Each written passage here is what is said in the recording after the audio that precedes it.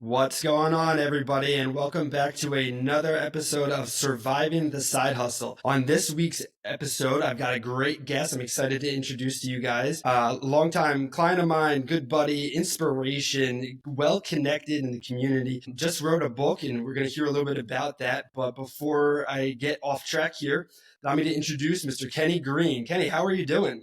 I'm doing great, man. Super excited to be here with you today, Rob, and just your podcast and everything you're doing, the reach that you have. So I'm so excited for everything you're doing and excited to be part of your show here.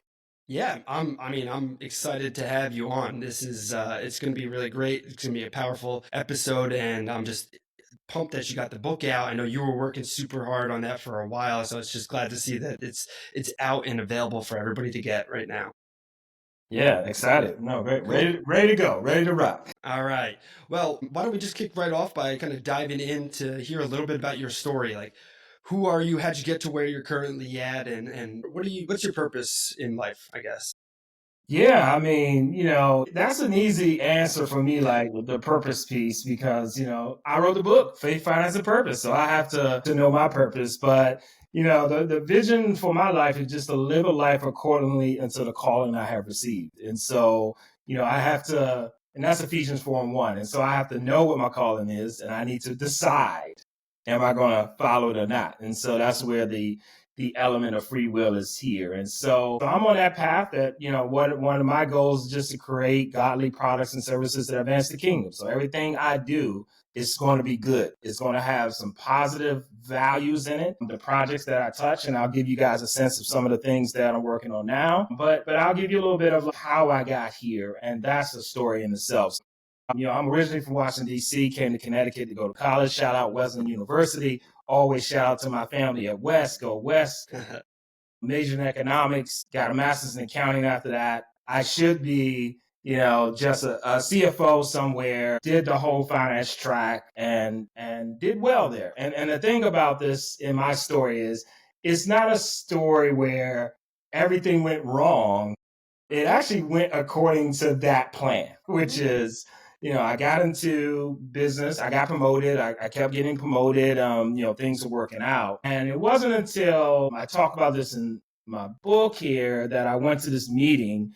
It was this dinner. My wife was working for the singer Alicia Keys, and we went to this dinner. And so I'm talking to everyone at this dinner about what they're doing and why they're doing what they're doing. And I realized by the end of the dinner that I didn't know why I was doing what I was doing, and wasn't really happy for what I was doing. And I was already feeling some of that, but that was probably like the climax, one of those pivotal points. And so by the end of that dinner, one of the things I said was that I didn't want to live my life, realize I climbed the ladder and it was against the wrong wall. And so that was like an epiphany. I can say those things now, but at that time I was not that type of guy. Like that just came. That I was like, it came in a moment, and I don't know where it came from, and I said that. And so really was thinking about, why am I doing what I'm doing? I'm climbing the ladder just to climb it, because I figured if you got in here, you should get promoted, and you should keep striving for more, and you should get more direct reports, and you should keep moving up the ladder. But did not really have a why. And so just went on this search for the why, and it took years. So it wasn't like it was a short process, but I would say one of the key things is the pandemic hit. And with that, we're all home, and we're home. The world literally shut down, Yeah. which if you asked me that 2 days before the pandemic, I probably would have told you it was impossible for the world to shut down, for us to work from home, and all these things that we've done, which is now table stakes. At that time was like impossible. And so when it shut down, started asking these questions of why. Why am I doing what I'm doing again? It started really to heat up. And I got the bug to start really, I was seeing people online talking about financial literacy. And so I got this bug in my ear saying, hey, you should maybe write something about financial literacy. And then I joined a Zoom, and Zoom is still relatively new. So that was like this new thing, let's get online and talk. Joined the Zoom, and it was with a great friend of mine, Alan Houston, played for the Knicks. And it was a bunch of draftees, pre-draftees, I think, before draft night, and one of the big banks. I don't remember which one of the investment banks. But they were talking about, hey, if you get drafted, this is what you should do about money. This is what you should think about. But Alan starts to talk about, hey, you can be purposeful now. Like, you don't need to wait till if you get drafted. If not, you can be that type of person now, and your money can follow that. And so after that call, I gave him a ring and I said, look, I think I can write something about this. And he said, "Oh yeah, that'd be a great idea." I said, "Yeah, let me get to work." And so I don't know, 3.5 years later, I think I have the book. And so once I got into it, I started researching.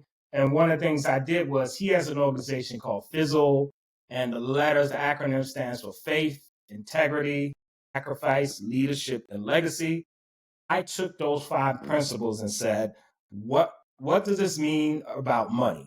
What does this mean about purpose? And I took those, and those are the exact 5 chapters in my book. So if you see though, now I see any of those words, I see faith, integrity, it means so much to me because like they're principles I live by, but also the chapters in my book. He also has a clothing brand at fizzle.com. You can get any NBA team with faith on it and integrity. And so even when I see people wearing the gear, I'm like, oh my gosh, that's my book. You're like literally wearing my book.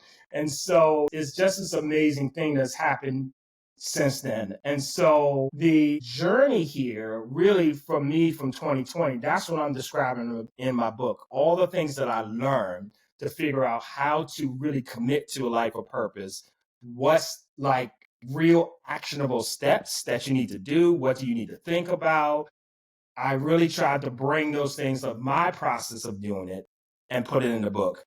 If I wrote the book today, I would be able to say, hey, these are all the things I've done by doing this process. And now when I introduce myself, I say, hey, I have a movie coming out. I have a film coming out next year, has Hollywood stars in it that I can't believe that know my name.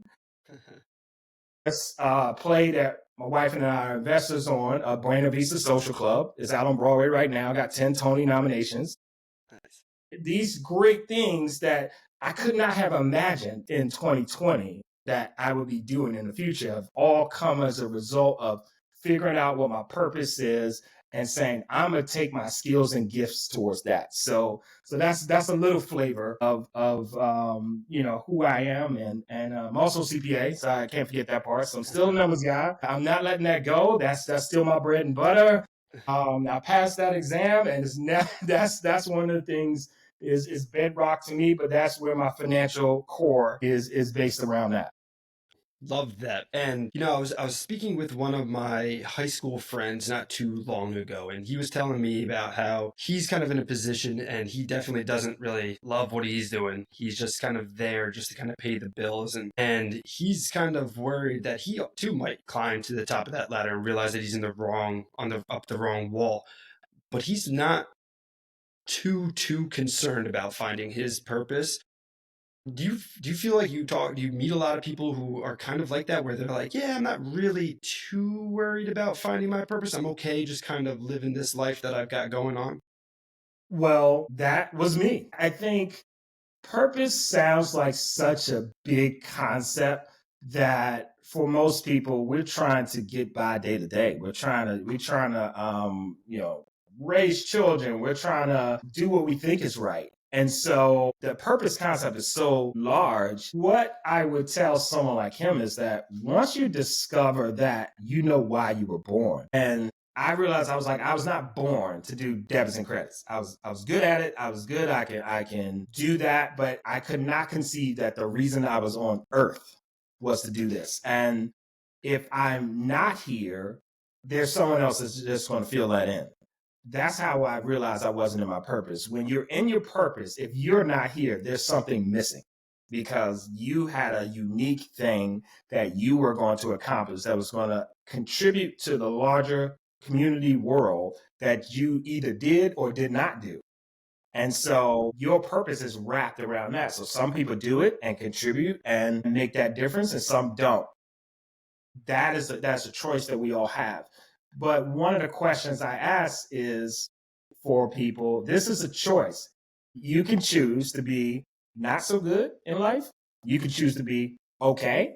You can choose to survive, or you can choose to be great and thrive.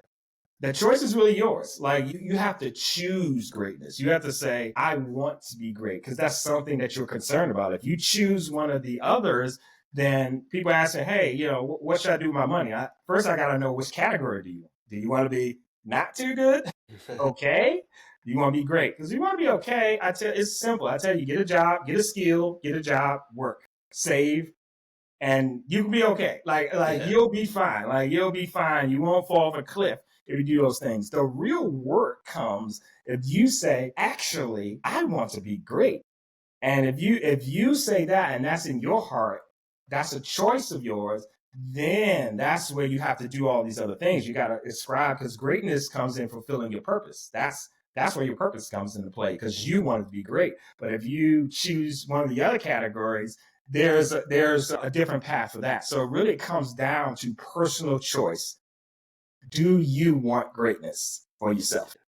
Yeah, I love that because it like just dawned on me. I had this principal when I was in middle school, like fifth grade, sixth grade, and every day in the morning announcements, he would end it with "Make it a great day or not. The choice is yours." And that's like coming rushing back to me because it's really is so true. And like you have the ability to kind of decide whether or not you want to go forward and find your purpose or make more money, or you control your life. And I feel like a lot of people get stuck in that and they're not really that a lot of people might not understand that they do have that choice. And I think that's just powerful to kind of refresh and remember that. So thank you for Yeah, sharing. it is. It is the free will here is it's a gift when used correctly. Yeah, yeah, So it's one of those things. It's like we can all choose and say, I'm gonna get out of bed. Like you have an early morning routine. You get up, you're working out, you're disciplined. You can choose that life of discipline, commitment, and you can also choose a life of I'm uncommitted. I'm a bit lazy. I'm missing the mark just a bit. I'm not willing to train and be good at something, and have competence in an area. All those choices you can make as well, but just saying those words, I think everyone can know what the result yeah, of choosing that path is. And so, but that's all choices. And it's like, one of the things that when I talk about my book is that you got to have these three key elements, which is, you have to have the right mindset, you got to have the right mission, and you got to have the right methodology. So those are the three M's you need. And so that mindset, you got to have the right values and principles, so that discipline, so you can get up. Like the first few chapters of my book are all about mindset, faith, integrity, and sacrifice. You need those three principles to be able to live on, so you make the right decisions, because it's really you and your decision. Am I going to get up and commit? I said, I'm going to read. Are you going to get up and read? Are you going to read that book? yeah. Wow. Yeah, it comes down to that. So it's decisions, getting up, making those habits, and putting the work in. Right? Really got to like take that step, and some days it's not going to be easy, and you got to keep going through it. And I know from a couple of our conversations, writing a book is pretty difficult too. I've got a couple other clients who are working on novels and written multiple books and things, and just hearing them getting through it, it can be a challenge. But I want to ask you, besides just the monumental feat of completing the book, what other things were going on, and how does anything else kind of pop through or distract you during this process that kind of slowed things down? Because you said it was about 3 years in the making, right? Yeah, I mean, it was 3 years in the making. It was because it's probably was slower for me because, hey, I have life. I have, superstar wife that's doing amazing things. Like we have three kids and all in different elements of life of their growing their minds and what they're chasing. So we're managing that. So we're like managing this, huge operation here of trying to grow young minds and trying to be great at the same time. And working a job. So for me, it was I got up every morning 5 a.m. and it was helpful. My middle son started doing this basketball training 4 days a week at 5 a.m. So that kind of triggered. Okay, I have to get up to take him at 5 a.m. So I might as well write in this period. And so it helped me stay committed as well, but just staying committed and a little bit every day. So I wrote a version of the book about a year and a half ago, and then went through the first round of edits. My wife read the first chapter on faith, and she was just like, okay, it's not enough faith. And I was like, ouch, what's going on here? And so what happened, I realized later, was the book really is my transformation, because one of the things that gave me the source to write this is God put in my heart to read the Bible. And I said at that time, what does that have to do with finance? And once I started reading, I started extracting all these principles for finance, but then I started finding all these life principles that literally I wake my wife up in the middle of the night saying, "Oh my goodness, I've been doing this all wrong. I've been a bad husband. Like, I'm supposed to be doing these things." And she's like, "Oh my God, where is this coming from?" I'm like, "It's all right here. I should have read this a long time ago." And so really for me, the book was transformation. So by the time I got to the final chapter in Legacy, I was good. I'd already studied, changed, became a better person, lived the principles. So by the time I got to the end, I was okay. But at the beginning, I was just starting. So I had to go back and rewrite the book based on everything that I researched and knew and lived. And so that took another year or so to do that and make sure it was right. The book that I ended up with, I had to edit it down. By the end, I probably took half out. I had a massive amount of just trying to describe all the things that I did and what I learned. And so I probably wrote like a 3-book series probably in one, but I cut it down to at least have, okay, here's at least the skinnier version, still about 250 pages, the skinnier version of how do you live by these principles. Mm. And I know what you were saying earlier. You got a movie coming out next year. You got this book out now. You said you've pretty much wrote a second and third part to the book, but you had to cut those parts out. I'm curious, how has your life kind of changed now, as in terms of like your habits and your routines? Are you still getting up kind of early? Are you still putting in the work on reading and bringing in positive inputs, or have you taken a little bit of a breather while you're kind of spreading the word about the book and such? I probably took a breather for about 3 days. Yeah. And then just got right back. Once you build, that's the thing. And that's why I love talking to people like you, like athletes and folks that are like committed, right? And they know how to commit to things and they know how to do this day in and day out. Once you build that commitment muscle, you just still do it. So I've filled it in with just the others. Like I'm still reading. And one of the great things I'm doing now is I've written over the last 4 to 5 years, like books and books of notes of gems and things I found. I'm going back through those, and my goodness, it's been like amazing to be like, this is what I was thinking in, this is what I heard when I heard this, but then applying it to, okay, but I know this biblical principle now. How do I think about it now? Mm. And comparing it to see, oh, well, if I'm humble and I practice humility, would I still do this project? All right, with what I was thinking in interfere with the value of integrity. So thinking about the values that I espouse now and comparing it to how I was thinking before, this has been like an amazing like journey, personal journey for me. That's what I'm doing now, going back through those books and now extracting new gems, even going further or saying, oh, maybe I wasn't thinking clearly on this one. And now just building, I would say, a more condensed like book of just like notes from the prior book. So this has been just an amazing period. And once I'm done with that, I probably have like 6 or 7 of these books. So I'm through 2 of them already. And once I'm done with that, then I'll get back in my reading cycle. My wife is on the board of one of Tony Robinson's charities. So we just got his book of like ways of investing. So that's the next one that's up from here, because Tony's a great guy and just how he thinks. So I want to get more in his head and see how he thinks and how he connects with people in the world. So that's next up for me. Nice, nice. Yeah, and Tony Robbins is a great inspiration and motivation for a lot of people. And I know your wife's an all-star and you've got some great guides.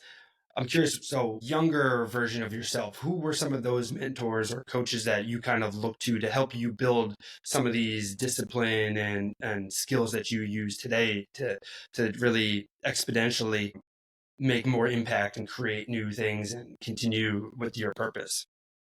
Yeah, I think it's been a lot of people that have poured into me. So I'm a result of a lot of people pouring in a lot of nuggets. I think things got accelerated when I started studying these principles, and I would learn what to take and what to leave.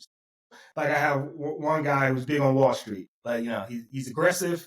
He knows money.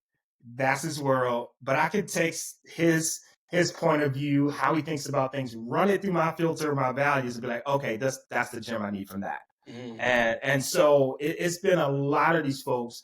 I have a lot of mentors like from afar, like that, where I'm watching. I could watch Tony Robbins online and get gems from there. There's a guy that's out now, Myron Golden. He's great. He talks about faith and business. He mixes a lot of those too, so I can grab some gems from him. It's really hearing people who have done great things and who aspire to be great.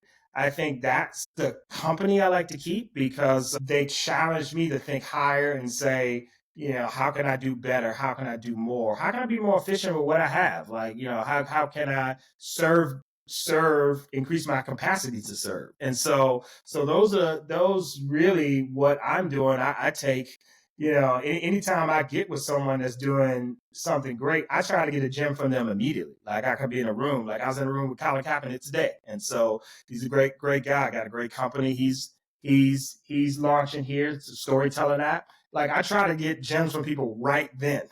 Tell me how you did what you did, what's driving you, and ask those really insightful questions right then and try to take that. That's the gift that I try to get from people who have done great things. It's like, let me get a piece of how they think and then what drove them to do those great things, because that's a model of how you could do your thing is hearing for people that have gone through the same process and achieved greatness.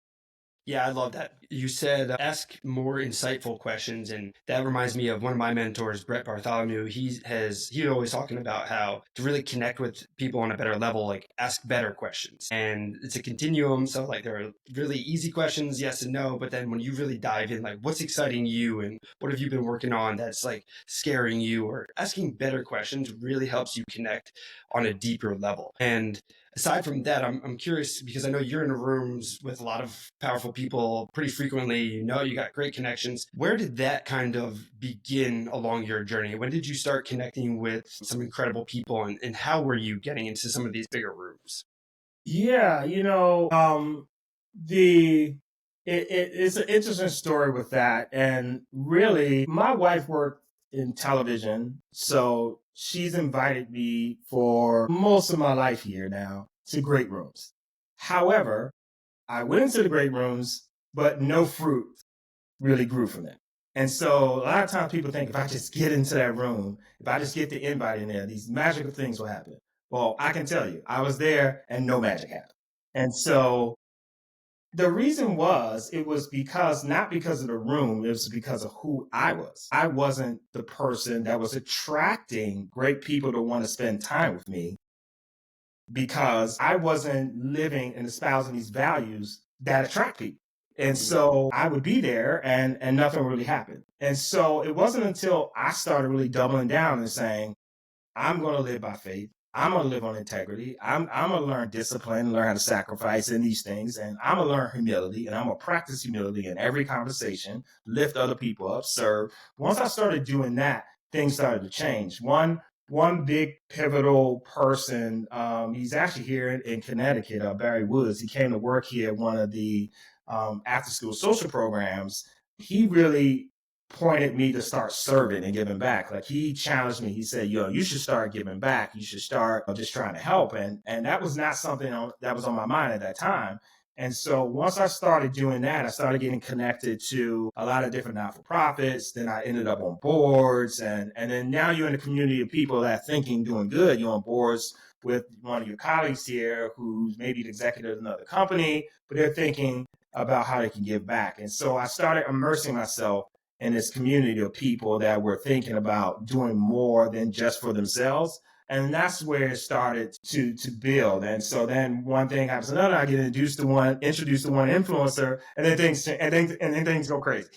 Yeah. and things go crazy. And so, but I realized like even those influencers, athletes, the ones that I got connected to were in the same mindset. They were like, how can I have this platform, I have this gift, I have this skill, I want to do good with it. What can we do? And so that's how I think I started. And then that's where my skills and my gift. I have a background in finance, but my gift is that I could just see how business models can work. Like I can learn how a business model works quickly. And that was been a skill for my entire life of just understanding how anything works quickly. I didn't know that was a gift. I thought everyone had that. And that was just a normal thing until getting older and realizing, wait, this is not something I learned. My gift is that I can really understand how things work quickly and be able to explain it to someone else. That's my gift. But I got the skill of finance. Putting those two together, when you drop me in a room with these influencers, they want to do some good. I'm able to say, okay, maybe we can, do this activation and give out, some free shoes, but then kids can get books at the same time. And we're, okay, let's get a sponsor and just help them figure out a framework to figure out how to do good. And so that's when I started putting all that together. I realized, wow, I was learning everything I learned in finance was for this reason.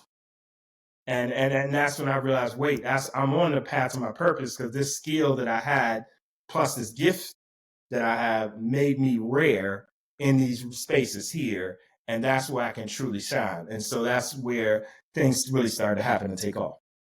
Yeah, man, I love that because I've worked with tons of people who are looking to get new jobs, get promotions in their current jobs, and even people who are just looking to find a significant other. And more times than not, these individuals that I've been helping with them with the connection and getting around other people, they're currently going out and looking for that spotlight. They're like, oh, what can this person get to me? What can this person buy from me? How do I get this person to do that? And what really helps them is when I'm trying to help them look at it from a perspective of stop searching for that spotlight and start shining yourself by providing value to others. And that's what I'm hearing you saying as like you stepped up, you became more valuable as an individual. You can connect and help others with the skills that you've really located and figured out like, hey, these are actually special gifts and such. So I really appreciate you sharing that and bringing that to light for me.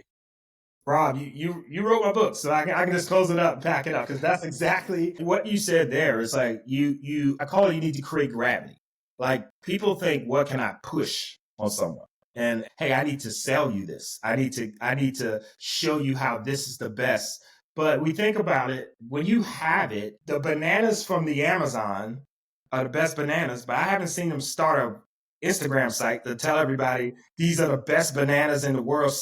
Now we know to get on a plane and go down to the Amazon and get these bananas and bring them up here because they're just the best. If you are the best at what you do, if you're the best at serving, one of the things I tell people is like you should over deliver in every encounter that you have. You never know what you're interviewing for. So when you're on that board, act like that's a paid job. Like don't be like, well, when I get some free time, I'll make that board meeting. No, act like you were getting paid for that and deliver 150% just like you would at work. And if you don't deliver 150% at work, that's where you need to start. you wanna go there. But it's about just over delivering because one of the things I remember when I was like a staff auditor, the head of audit told me, and I'm never gonna forget this. He said, yeah, I had worked on this project, went to, I don't know, some other country, maybe we were in London or Poland or something like that. I go over there, run the whole project, come back, and I'm writing up the report. And it's like, well, I've done all this work. We've been gone for 2 weeks. I probably did that not at 150%. He's like, look, no one is going to remember if you just do your job. He's like, they only remember in 2 areas. If you don't do what you're supposed to do, or you exceed what you're supposed to do. So how are you going to be remembered? And I'm like, oh my gosh, I don't want to not do my job. I don't want to not do my job. I don't want to just not be remembered. So the only thing I can do, the only category of the 3 is I need to exceed what people expect. So I want them to remember me for something positive. So that's where people are like, hey, I've coached people like in corporate America. How do I move up? I'm like, when I moved up, I became a manager because I did my job, the person below me, and I did my manager job. And I remember they were like, we don't have to worry about Kenny. He gonna do everything. And I'm just like, yeah, because I was over delivering. So they will remember once I learned that formula, well, they're not gonna remember me if I just do my job. So when something comes up and that new role comes up and they're like, hey man, who do we think can do that? I want my name to come up.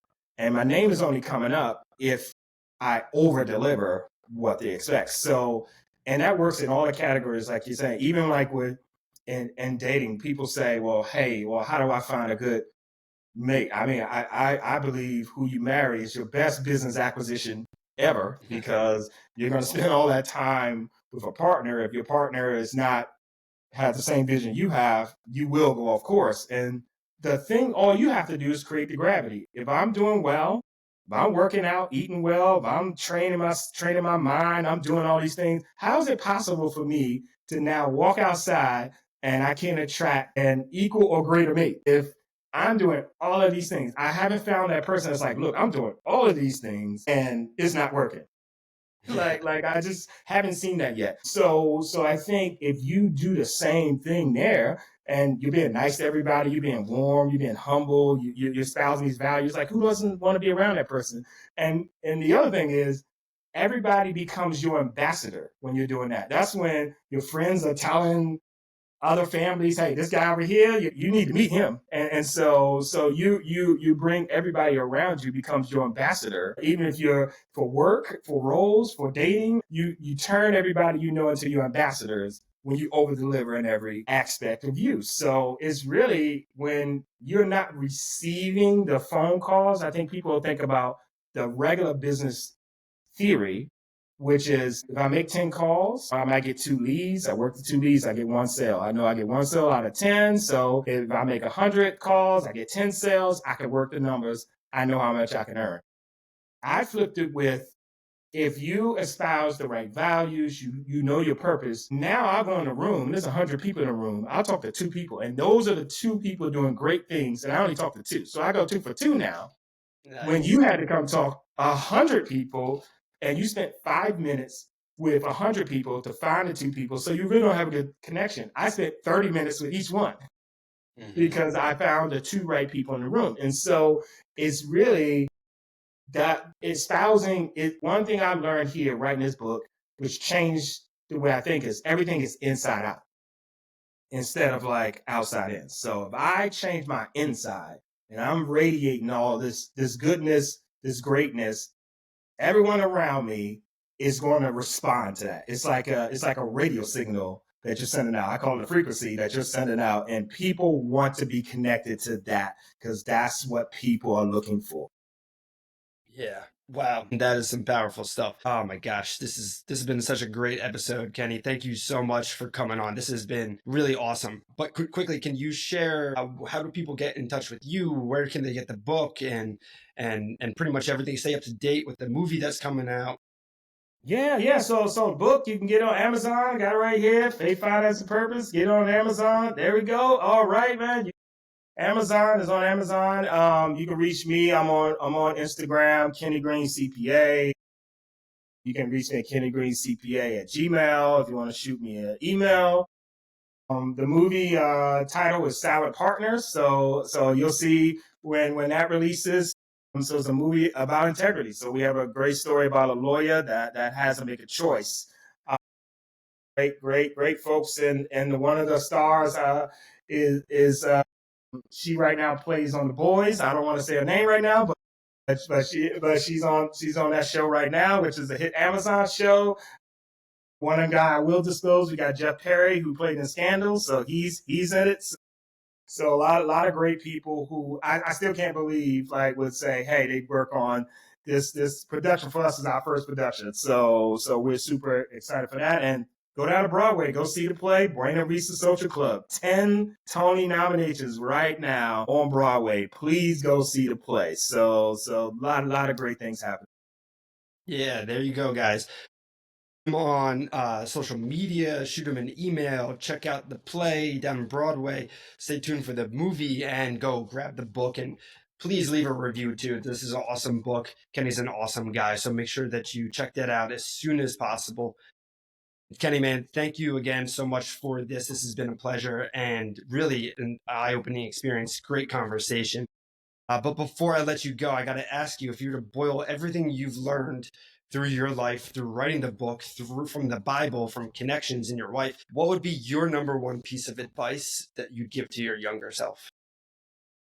Well, to know this one was one quote here, as a man thinketh, so is he. As a man thinketh, and one piece that gets left out of this popular verse is, as a man thinketh in his heart. so is he. So what you believe deep inside is really who you are, and that will drive your path to greatness. So let's control our thoughts, control our hearts, and we can get to greatness. Wow. Boom. I love it. That was awesome. Thank you again. And thank you guys all for tuning in for this week's episode of Surviving the Side Hustle. Until next time, everybody, peace, peace, peace. All right.